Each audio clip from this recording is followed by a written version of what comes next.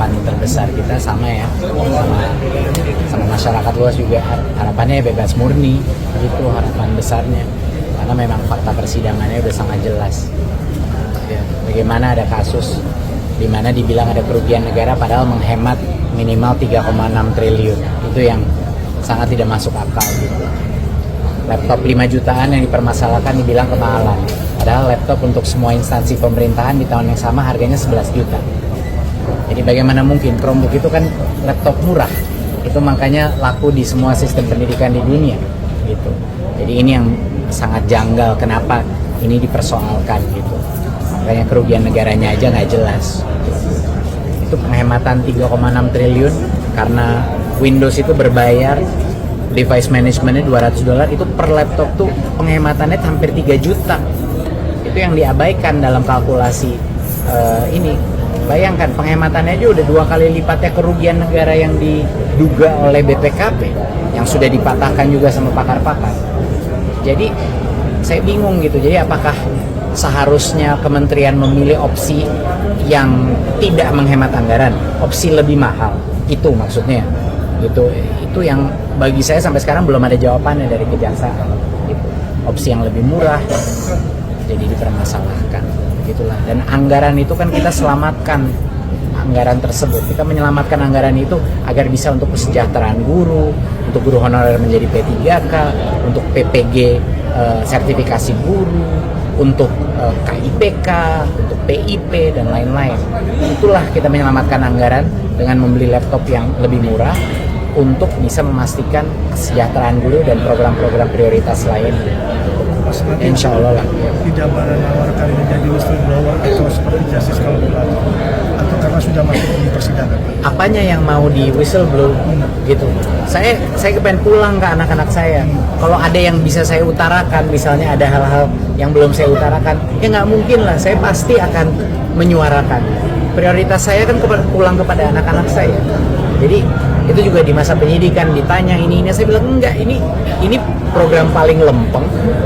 Program seperti yang Pak Presiden bilang ya, ini adalah mohon maaf bukan Pak Presiden, seperti yang Pak Jokowi bilang.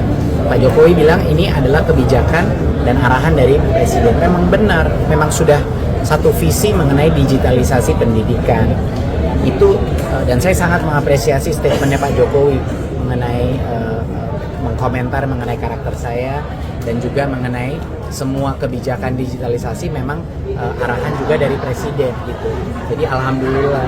Nah, itu yang banyak orang menanya apakah ini ada hal-hal lain atau yang saya belum utarakan. Tidak ada. Kalau ada sudah pasti saya utarakan. Ini program paling lempeng, menghemat anggaran, didampingi oleh kejaksaan, diaudit oleh BPKP 2 kali selama saya menjadi menteri, dan juga dilaksanakan, dieksekusi oleh LKPP, institusi yang nggak ada hubungannya sama kementerian gitu. Mau setransparan apa lagi gitu loh. Ini pengadaan.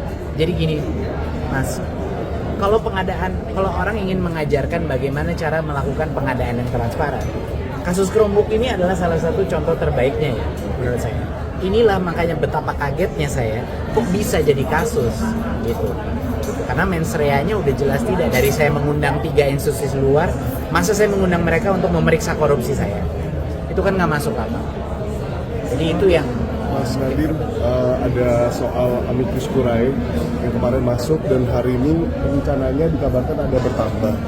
Saya terharu dan ingin mengucapkan apresiasi saya sebesar-besarnya kepada tokoh-tokoh masyarakat yang sudah bersuara, bukan untuk membela saya ya, tapi untuk membela keadilan dan kebenaran di negeri ini. Karena kasus ini membuat begitu banyak aktivis anti korupsi, begitu banyak tokoh-tokoh pakar hukum takut sekali dengan apa presiden. Kalau saya dinyatakan bersalah, ini akan punya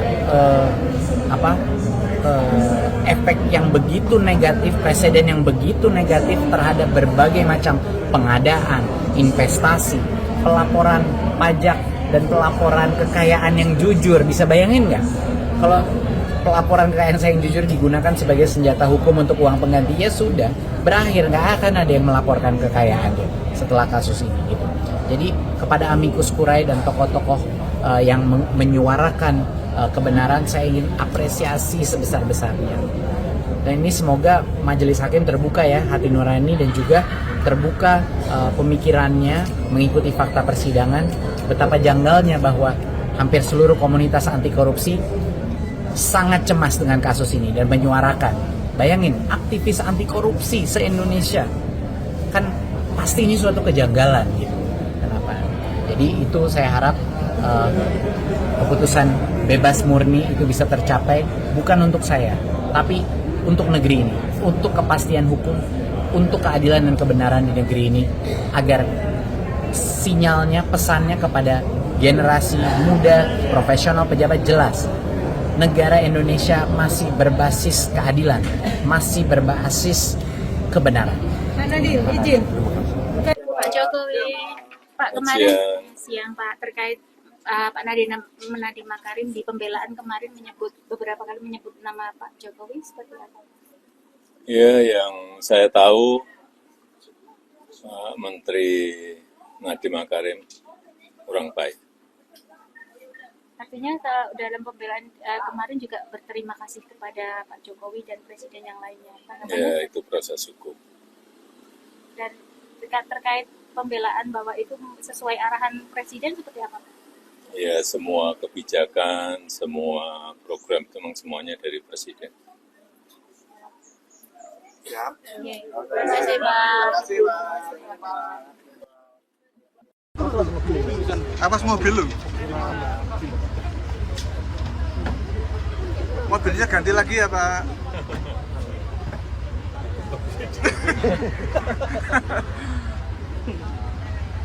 Enak mana Pak sama yang lama Pak?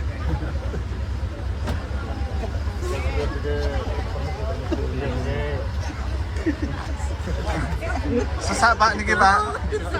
Niki sesak Pak. Iya Pak, makasih Pak. Ya Pak.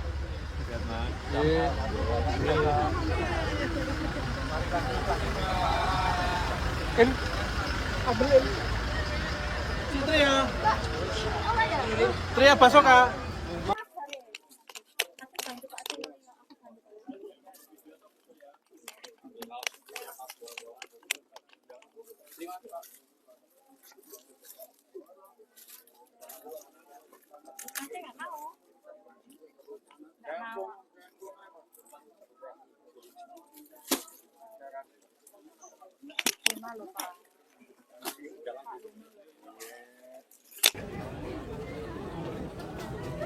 Nah kenyataannya, waktu saya menteri saya pun tahu bahwa banyak sekali pihak-pihak yang sangat kuat di dalam yang tidak menginginkan itu terjadi.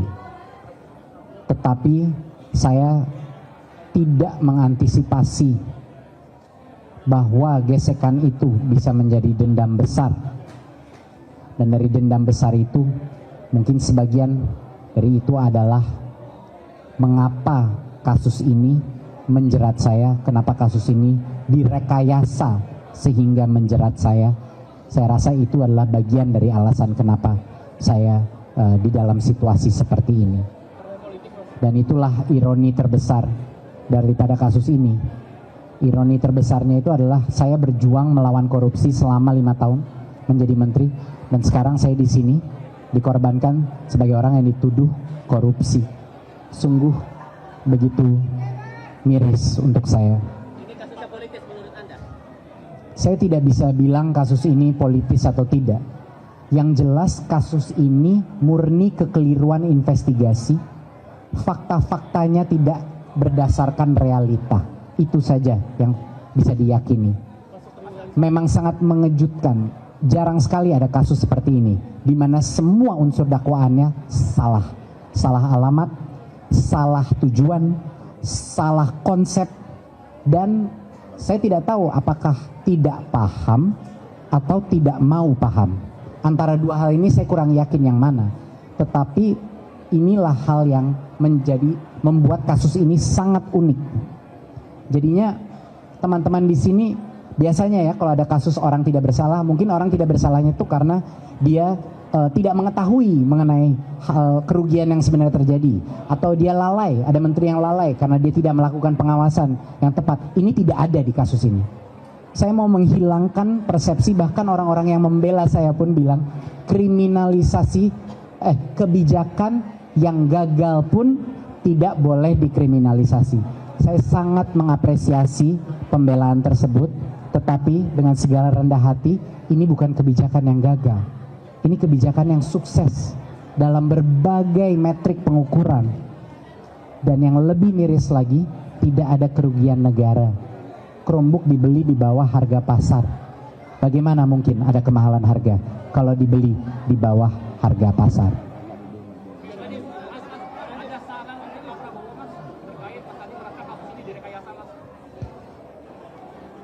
Harapan besar saya adalah kasus ini tidak menjadi sia-sia. Kasus penzoliman saya harus dijadikan suatu animo untuk melakukan perbaikan cara kita membangun kasus, cara kita menuntut kasus, cara negara kita memperlakukan seorang dengan praduga tak bersalah. Kita harus mempertanyakan narasi-narasi di awal yang disebarkan yang ternyata bohong, seperti WhatsApp group. Bayangkan, hal-hal seperti itu saya harap sekali kasus saya menjadi bekal ya untuk perbaikan sistem hukum kita ke depan. Itu saja harapan besar saya. Ada harapan amnesti, abolisi dan semacamnya atau pengampunan dari presiden?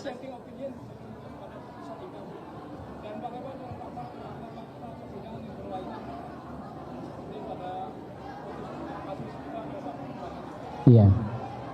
Tadi pertanyaannya mengenai kasus IBAM dan 2 dissenting opinion.